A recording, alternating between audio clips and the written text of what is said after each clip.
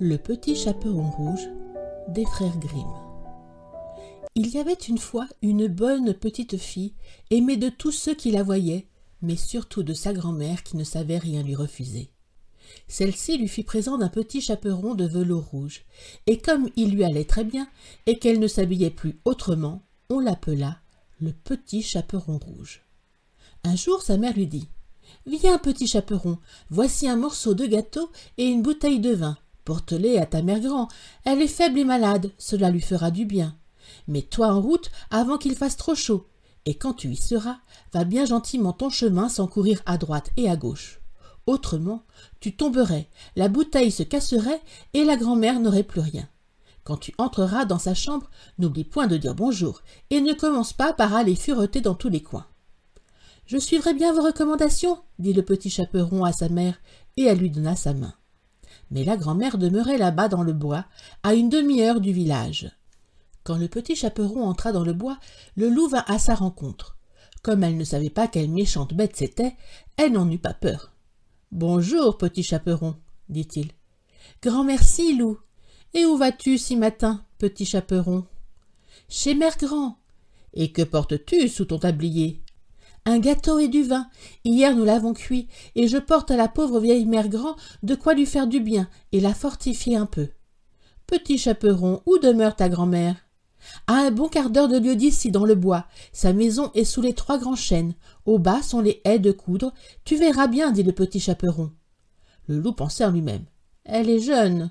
Elle est tendre, ce sera un bon morceau, bien meilleur que la vieille. Il faut m'y prendre adroitement pour les happer toutes les deux.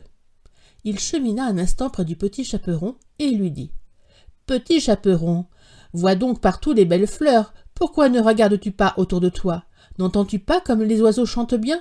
Tu vas droit devant toi, comme si tu allais à l'école, tandis que c'est si amusant de jouer dans le bois. » Le petit chaperon leva les yeux, et quand elle vit que tout était plein de si belles fleurs et que les rayons du soleil dansaient çà et là à travers les branches, elle se dit « Si j'apportais à mère grand un bouquet frais cueilli, cela lui ferait plaisir aussi. Il est de si bonne heure que j'arriverai encore à temps. » Elle quitta le chemin pour entrer dans le fourré et se mit à chercher des fleurs.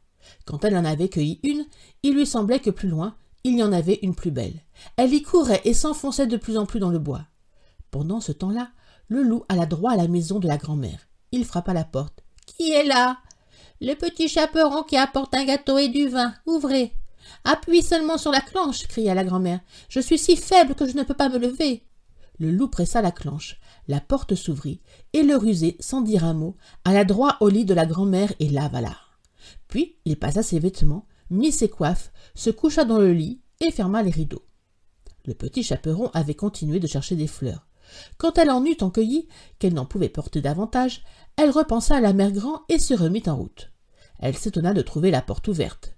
À son entrée dans la chambre, tout lui sembla si singulier qu'elle se dit « Ah, mon Dieu, comme j'ai le cœur serré aujourd'hui, moi qui suis si heureuse ordinairement chez la grand-mère. » Elle dit bonjour, mais ne reçut pas de réponse. Elle alla vers le lit et ouvrit les rideaux. La grand-mère était couchée, ses coiffes rabattues sur sa figure, et elle avait l'air tout drôle. « Eh, grand-mère, que vous avez de grandes oreilles! C'est pour mieux t'entendre. »« Eh, grand-mère, que vous avez de grands yeux! C'est pour mieux te voir. »« Eh, grand-mère, que vous avez de grandes mains! C'est pour mieux te saisir. »« Eh, grand-mère, que vous avez une horrible bouche! C'est pour mieux te manger. » En disant ces mots, le loup sauta du lit et goba le pauvre petit chaperon rouge. Lorsque le loup eut apaisé son vorace appétit, il se recoucha, s'endormit et se mit à ronfler tout haut. Le chasseur passait par là. Il pensa « Comme la vieille ronfle, voyons si elle n'a besoin de rien. » Il entra dans la chambre et s'approchant du lit, il vit que le loup y était couché. « Te voilà enfin, dit-il, vieux pêcheur, il y a longtemps que je te cherche. » Il allait mettre en joue sa carabine quand il songea que le loup pourrait bien avoir mangé la mère grand et qu'il serait encore temps de la sauver. Au lieu de faire feu, il prit des ciseaux et commença de découdre le ventre au loup endormi. Après qu'il eut donné 2 coups de ciseaux, il vit briller le petit chaperon rouge. 2 nouveaux coups, et la fillette sauta dehors en s'écriant « Ah, quelle peur j'ai eue, comme il faisait noir dans le corps du loup !» Puis vint la vieille grand-mère encore vivante, mais à peine pouvait-elle respirer.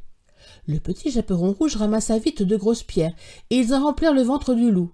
Quand le compère s'éveilla, il voulut sauter à bas du lit, mais les pierres étaient si lourdes qu'aussitôt il retomba. Il était mort. Tous trois furent bien contents. Le chasseur prit la peau du loup et l'emporta.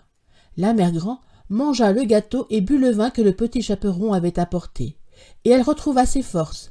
Mais le petit Chaperon rouge se dit: « De ta vie, tu ne t'écarteras plus de la route pour courir dans le bois quand ta mère te l'aura défendu. » On raconte aussi qu'une fois que le petit Chaperon portait à sa mère Grand une autre galette, un autre loup lui parla et chercha à la détourner de son chemin. Le petit Chaperon se garda bien de l'écouter.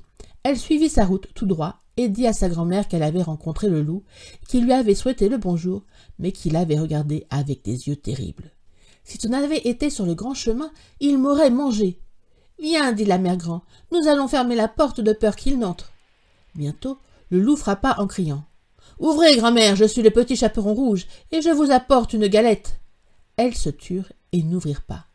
La tête grise rôda quelque temps autour de la maison et finit par sauter sur le toit. Il voulait y attendre le départ du petit Chaperon. Il l'aurait suivi et mangé dans l'ombre. Mais la grand-mère comprit ce qu'il avait dans la pensée. Comme il y avait devant la maison une grande auge de pierre, elle dit à la petite fille: « Prends le seau, petit Chaperon. Hier, j'ai fait cuire des saucisses. Va verser dans l'auge l'eau où elles ont cuit. » Le petit Chaperon charria tant d'eau que la grande auge en fut pleine. L'odeur des saucisses montait au nez du loup. Il reniflait et guignait en bas. Enfin, il allongea tant le cou qu'il ne put se tenir et commença de glisser. Il glissa si bien du toit qu'il tomba dans la grande auge et s'y noya. Le petit Chaperon retourna joyeux chez elle, et personne ne lui fit de mal.